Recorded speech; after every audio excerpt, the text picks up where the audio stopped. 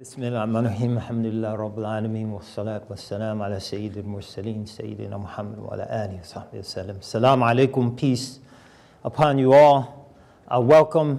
Let's give another rousing hand to Pastor McBride for that very penetrating talk. I want to reiterate briefly everything he said, but I don't want to repeat it.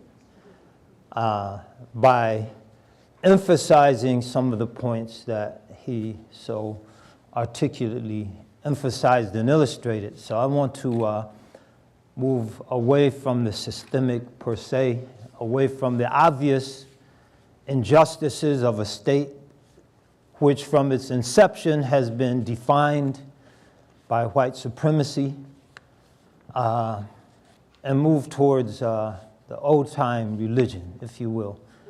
Not the old-time religion of fire and brimstone, not the old-time religion that many people see as being overly judgmental, but the old-time religion that emphasizes to us that there is something beyond this material world, that there are spiritual realities that are more real than what we can empirically verify and which we can immediately witness. And I think it's very important for us to periodically remind ourselves of this, because the injustices of our world are becoming so great, so pressing, and so dangerous if they remain unresolved, that they can sometimes involve us to such an extent that we forget about that other realm, and we forget that perfect justice, infinite justice, immeasurable justice only exists in that realm and not in this one. So I think this is very important. Now, what I'd like to contribute to this conversation are some of the things that I've taught and teach. Predominantly African-American congregations of Muslims, not exclusively, because most mosques find people of every stripe, every background. And ours in New Haven, Connecticut, Masjid al-Islam, and in Oakland, California, the Lighthouse Mosque, are no different in that regard. But I've had to bury people that were shot by cops. Young African-American Muslims. We've had to bury people, young men, who were shot by their peers.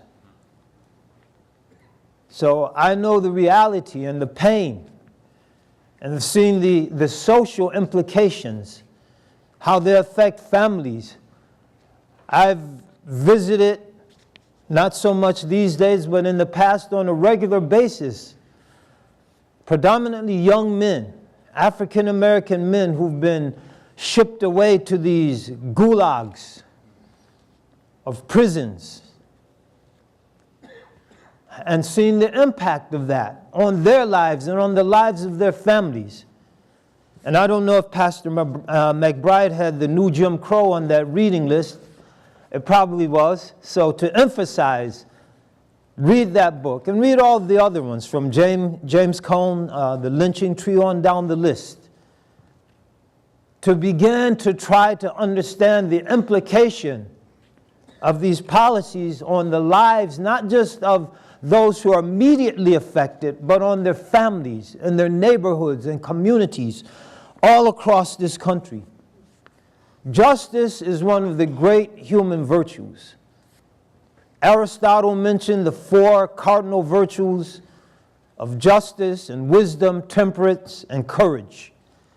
And in the Muslim tradition, Imam Ghazali brought those into Muslim orthodoxy in terms of character reformation and character cultivation. Al-hikmah, wisdom; shaja'a, courage; iffa, temperance; adl, justice. And these are all terms and concepts that we find in the Quran. But justice isn't always immediate. We were just reminded that from the very beginning, the inception of this country, the Constitution relegated African people of African descent to being 3/5 of a human being for constitutional representation. 0% in terms of actually participating in the political system. Civil War, once again, showed that justice was not forthcoming, and as a result of that, a war was fought that nearly destroyed the country. A devastating war, which war fought today based on the current population of the nation, upwards to 30 million people would perish. That was followed by Jim Crow. Jim Crow coming in at the time that W.E.B. Du Bois mentioned that the problem of the 20th century would be the problem of the color line, indicating justice still had not come. Brown versus the Board of Education, justice still had not come, or we wouldn't have needed that decision. Rosa Parks and Dr. King and the rest, and then a new generation, Stokely Carmichael, H. Rap Brown, Eldridge Cleaver, Bobby Seale, Huey Newton. Justice still had not come. And now we have the Black Lives Movement, which tells us what? Justice still has not come. So what do we do while we're fighting for justice? We have to understand that we don't need anyone external from ourselves to tell us that our lives matter. Our lives matter because we've all been given a basic, fundamental dignity, human worth and value from God. And as we said yesterday, if you're right with God, you're right. And if some racist doesn't think you're right, that's their problem, not your problem. And their problem definitely has implications in this world, and we struggle to fix it. But while we're fixing it, we understand our lives matter. Our lives matter if they matter to each other. If my life matters to my spouse, or my children, or my neighbors, or my relatives, then that's an affirmation that tells me something that those sleeping porter car workers, maids, men and women affirmed: I am somebody. I am somebody. Something that those garbage workers in Memphis and Tennessee affirmed: I am somebody. And something that those young people are standing up all over this country are affirming: I am somebody. But I am somebody. We're at the festivals of faith because God made me somebody. I am somebody because when I go to the family reunion, and I have one in Atlanta, Georgia this summer, looking forward to it, I have nephews and nieces, cousins and aunts and uncles. Unfortunately, no grandparents left, who affirm to me that I am somebody. And we have to cherish that. We have to nurture that. We have to build on that foundation, brothers and sisters, as we go forth to do that difficult work. That work that doesn't always involve immediate gratification, to change the systems and the power relationships of the world.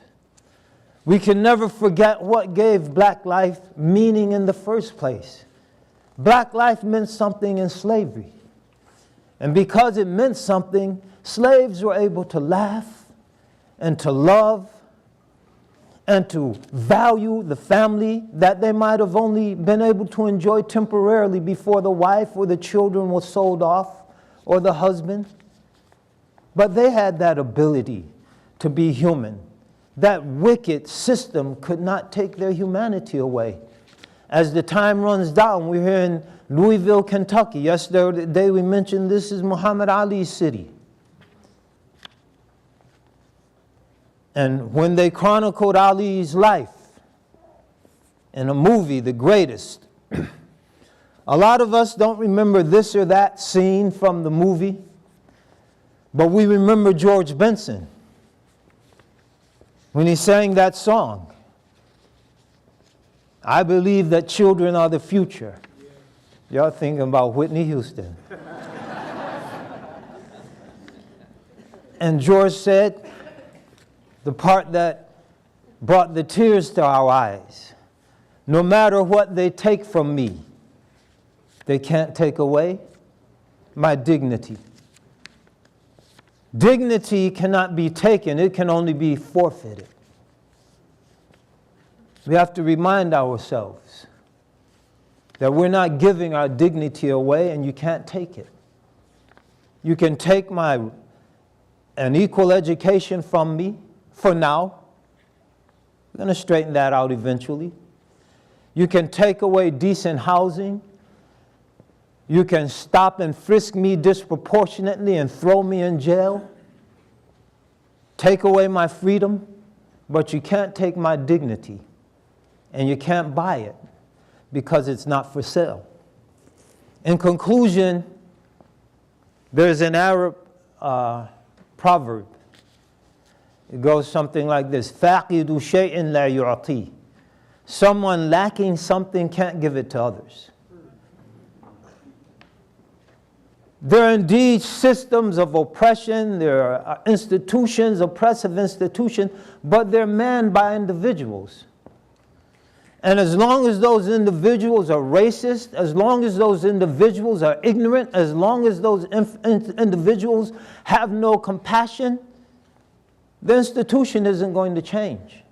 So amongst the work we have is a massive educational project to educate those individuals,